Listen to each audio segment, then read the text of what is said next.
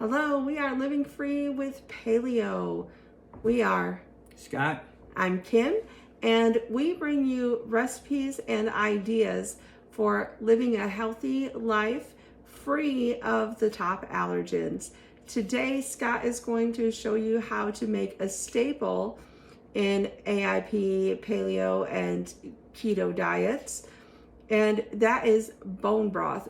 Bone broth is very healthy. It helps with healing the gut lining, brings a lot of collagen in, which also helps with your hair, skin, and nails. The bone broth is so easy, anyone can make it, and Scott will go ahead and show you how to do that now. All right.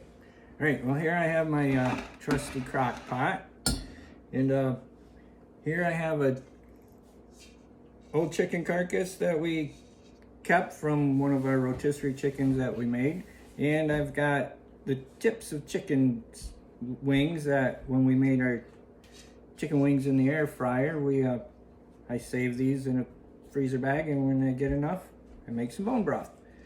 So I'm gonna put this into my crock pot. Set this out of the way. Okay, here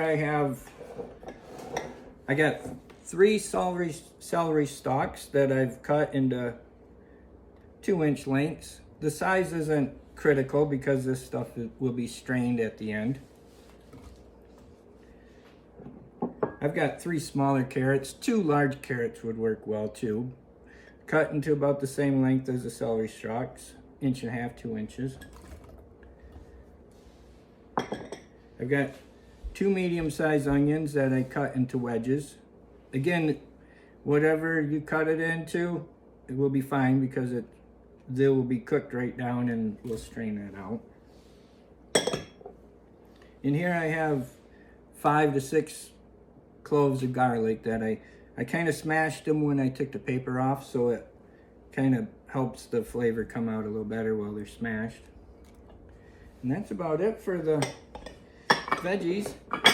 Okay, here I have apple cider vinegar. That helps to pull the collagen out of the joints and the bones of the chicken there. So I put a tablespoon of that in. You can also use lemon juice if you have it. It just needs to be something acidic. We got apple cider vinegar, but if you have a lemon, just take half a lemon and squeeze the juice in. Okay, now here's the seasonings that I like. I like to season it like I would my chicken that I'm gonna roast. So I've got a couple bay leaves. I'll just put them in there. I got thyme, and I'll put a half teaspoon of each of these in. That seems to be add enough flavor. I got rosemary, half teaspoon of that. And also some marjoram.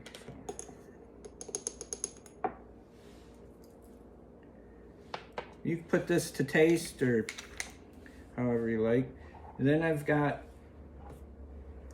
some parsley flakes, and I'll use a whole tablespoon of that.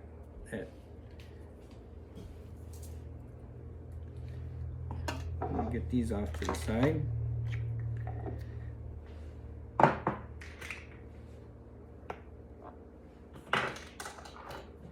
And I've got some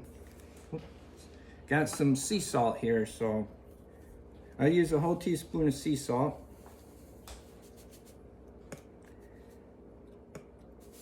And I'll just sprinkle that around. That's pretty much what we got for ingredients. So now I'll just top that off with water, and I'll let it cook for 8 to 10 hours. And we only cook ours for about 8 to 10 hours because of histamine intolerance. That is a big issue for a lot of people with autoimmune issues. So low and slow, but just for 8 to 10 hours is all that you need to do to get out the collagen and the other nutrients that you need from this. And it tastes really great for a soup stock, or just drinking a cup a day will help you. What else we want to say is just thank you for watching our videos. We enjoy seeing the likes and the comments. If you like what you see, hit the like. If you want to see more, subscribe and hit the bell to get notifications when we have a new video. We are putting up 1 to 2 videos a week. If you have anything that you want us to make or want us to try a recipe to recreate something that you used to have and you want it in an allergy-friendly way, just send us a comment and tell us what it is, and we will do our best to do that. Thank you so much. Welcome back, everybody. It's been 10 hours. I've cooked this for 9.5. I shut it off about a half hour ago to let it cool, but as you can see, it hasn't cooled much. So now I'm gonna take out the majority of the cooked veggies and chicken. I get what I can now. You can see it's just falling apart.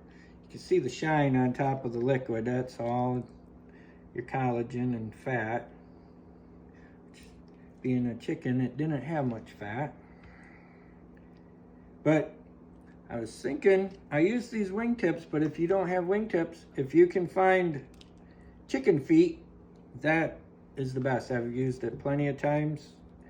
Put chicken feet in that broth and it'll make your lips just greasy when you get done with it. It's got so much collagen in it, it's great.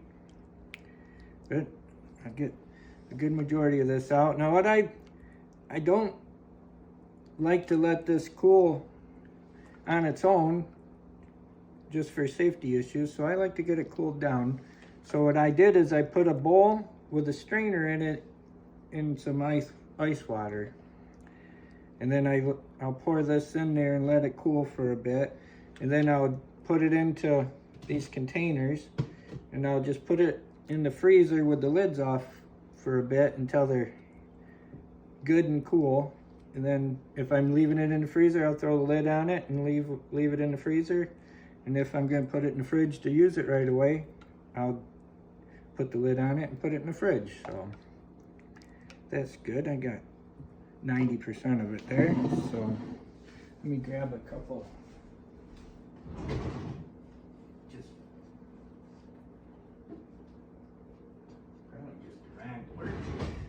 Grab something to grab hold of these handles with, and we're off to the sink. So what I got here is a metal bowl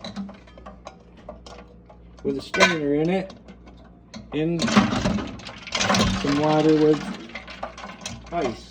You gotta be a little careful so you don't spill this all over. So I have cooked my broth, poured it out into that bowl, and ended up with a sink full of broth.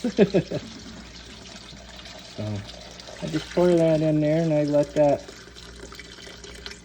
see the weight of the broth holds that bowl down. And I'll just let that sit for a bit. Let that cool down. I think I can get it all there.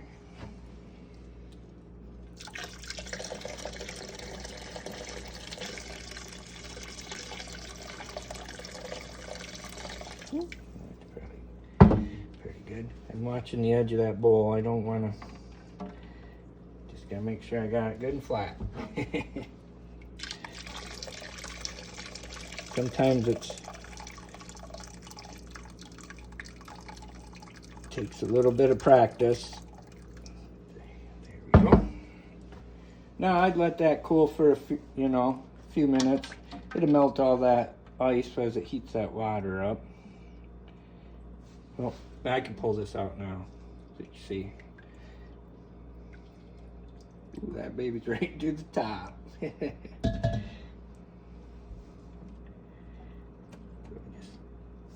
Just let that cool in there for a little bit, and then we'll put it into containers. Okay, it's been 15 minutes and had the broth in the ice bath. Now I'm going to transfer it from the bowl into these containers. since this bowl is pretty full, I'm going to use my ladle. It's safer anyway, because it's still a little warm. The ice bath took what it could do, but it's not going to cool it completely. I'm just going to fill up my containers. I'll just do one for showing you guys what I do. But I get these up, and then I'll put it in my freezer. I don't put the lid on them until they're nice and cool, and like I said, And you don't fill it up all the way, right? No, I fill it up right about there, because it expands. So I figure I fill it up to the edge of that's in there. But I'll take that. You can see that's some good looking chicken broth there, bone broth. But then I'll just set this on my rack in the freezer, and I'll let that cool down completely. But before if I decide to leave it in the freezer, I'll put the lid on it and just leave it in the freezer. But if I decide to put it in the fridge, I'll put the lid on it and throw it in the fridge, and we'll use it within the stuff in the fridge. You want to use within 3-4 days. Stuff in the freezer to stay in there a few weeks. So, but that's about it. Thanks for watching. Hit the like and subscribe if you think you learned something.